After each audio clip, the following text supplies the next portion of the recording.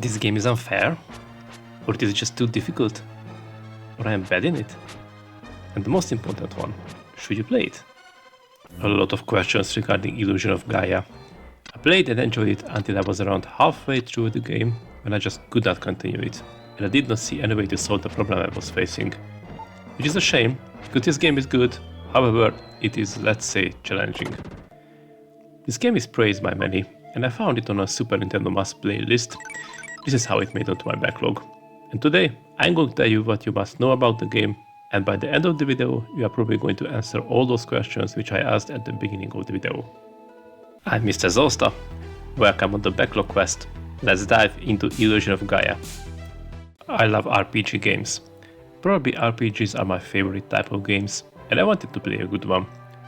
After I had a great time with Phantasy Star 4 on the Sega Genesis, I have decided to play Illusion of Gaia on the Super Nintendo. I love 16-bit games, so I expected a great time with it. I also prepared myself for the challenges which are coming with all RPG games. The first impressions were good. I love the setting. You're a boy and you just finished school for the day, and you are going through your hometown, down to the docks, to enter a secret hideout where you hang out with your friends. It soon turns out that you possess some special power like telekinesis, which you can use to move objects on the map and also guess cards. While you're having fun, news about the missing princess reaches the hideout and your adventure soon begins in an unexpected way. You make your way home. It is already dark outside, and as you enter the house, you find a pig which is wrecking up the living room. What is happening here? And of course, the missing princess shows up as well, and she starts to scold the pig for snorting at you. It does not take long until the search party arrives and takes the princess back to the castle.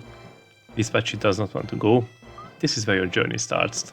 I noticed quite quickly that this is not a traditional RPG with turn-based battles and a lot of weapons to choose from.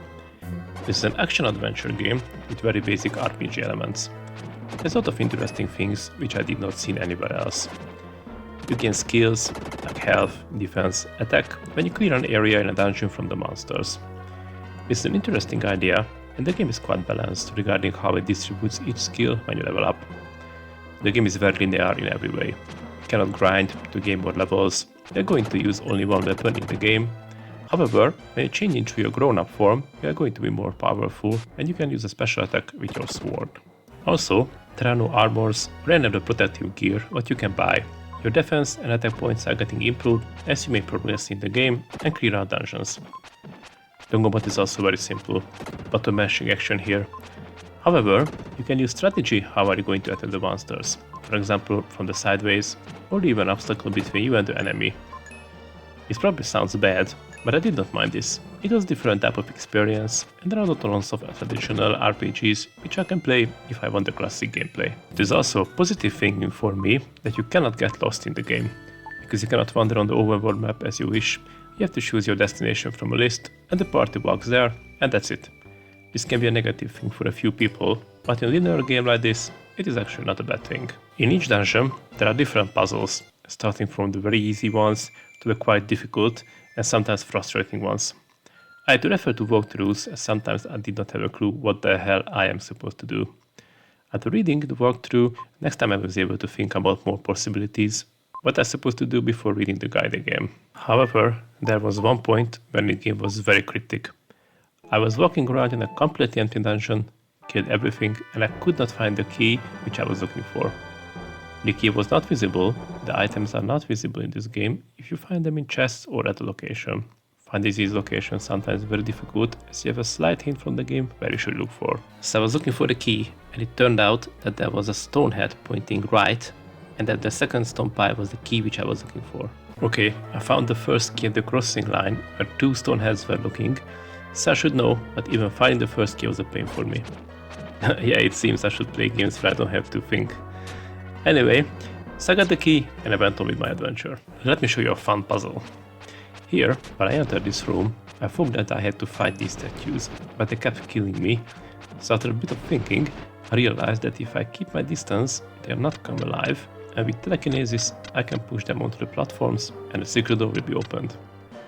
So the puzzles are fun, but some of them are very frustrating. Oh, and you don't have a map. This can be a problem in the more complex dungeons, but to be honest, I never got lost. But still, a map would be very handy. Safe places in the dungeons are placed in the perfect distance from each other. By the time you run low on health, there's a safe place where you can save and heal up. Also, this is the place where you can receive new powers and turn into your adult or young form. This is important, as some puzzles can be only solved in a specific form. The first boss fight was a real challenge, but after many times I figured out how I should move around him, and after many times I managed to beat him. He actually looks very cool, and I expected the same 16-bit bosses later in the game. However, unfortunately, I did not find any like him later in the game. There were bosses, but nothing like him. It's very cool look. The game does not feel like an old game. It feels that it has been made today in the pixel art indie era. The only difference is that today some of the flaws in the game probably would not be there. There were also some funny parts which made me laugh. At one point in the adventure, the party had to visit an old guy in his shack who had some important information for us. As we entered, the princess made a comment that this guy stinks, and the following conversation was very funny. They started to talk about how often they changing their socks. The old guy was wearing it for a month, and one of the characters had it on for 3 weeks. And of course the princess was not pleased about all these. And at this point the old guy had enough, and he did not want to talk about his socks anymore with some guys who just showed up in his house. The towns are quite detailed. A few interesting things are happening as you walk around and explore them. Like here, this strange creature in a robe closes the door as you approach and warns me not to go there again. The game is very scarce with items what you can find. You can enter buildings and houses, you can explore them, but it's quite pointless as you cannot find anything. The background is just for decoration. I could not open any cabinet or chest or explore whatever is in these pots or drawers. There are also some dark themes as well, like the slave auction, which I wandered into and got a quest to save the rest of the slaves who are working in a mine nearby. Of course I went and freed the guys from the slavery. One thing what I noticed is that you are traveling with your friends, but they're always waiting you somewhere to finish your quest. They are not going with you. There are many nice places which I are going to explore, like this golden ship which I found in the Inca ruins and somehow teleported in the past, and I was able to speak with the former crew. After a nap, I arrived back into my own timeline, and there were only skeletons on the ship. As I was exploring the now abandoned ship, a huge storm came, and all of a sudden I found myself shipwrecked with the princess. Here, the developers made some interesting things to make this part fun. You need to catch fish, a letter arrives, sharks are circling around you, and also you have a chance for some romance with the princess. Also, there are some places which remind me of Sonic the Hedgehog gameplay. You have to go up the top of a slope and just run very fast and jump to the other side. I found this also very cool. Okay, now let's talk about why I could not continue playing the game when I reached the boss after a very challenging dungeon where I used my last herb item, which gave me some HP back. So, has it ever happened to you that you play the game and in the middle of the game you realize that you cannot continue playing it and you just sat there looking at the screen puzzled? The reason for you not being able to continue is because there is no way to buy herbs, as there are only 12 in the whole game. Yes, you heard that right. There are only 12 herbs in the game and you cannot buy, you can only find them. And they should be used for emergencies. Really? What the hell, guys? I could not believe this, so I searched online, and yes, everyone kept saying this. Only 12 herbs. At this point, I gave up on the game. Let me tell you why there is no way I could continue playing it. I maxed out my health, defense attack stats by that point in the game as much possible. I could not go back grinding as there is no way to go back, or at least I did not find any way to do so. I could not buy better weapons or armor. I was at maximum health before the battle, as there was a save point before the boss battle. According to a walkthrough, the guy used 4 herbs for this boss battle, and do you know how many herbs I had? None. Because I used all of them in the game until I reached this spot, and I used them only when I really had to, because I was trying to regain health only at the save point to save up on herbs, as I noticed that they are very rare. So I had to stop Illusion of Gaia here, which is a shame, as I enjoyed it up until this point. Will I play it in the future? Maybe. I just have to be very careful with the herbs. However, I don't know if I'm going to be able to do it, because for me, the game was challenging already. So if you finish this game, or have any advice how I should do my second playthrough, please write down into the comment section. Also, this is going to be useful for all those who want to play the game. So let's answer those questions from the beginning.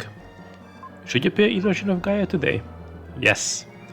If you like what you saw in the video, and you know all those things that I mentioned, you are going to know what you can expect and how to approach the game. It's a challenging, but still fun game to play. The only reason to avoid it if you don't like puzzles, and some of them are difficult. Is this game unfair? In a way, I would say yes. Somehow the fact that the herbs are very limited should be communicated. Like an NPC gave you one early game and tells you to use it only if it's very necessary. In this way the player should know what to expect. I hope that you enjoyed this video. If you're not subscribed yet, now it is a great time to do so. Also, the YouTube algorithm has chosen a video for you. It is on the screen now, check it out. Thank you for being with me here today, and I'll see you in the next Backrow Quest video.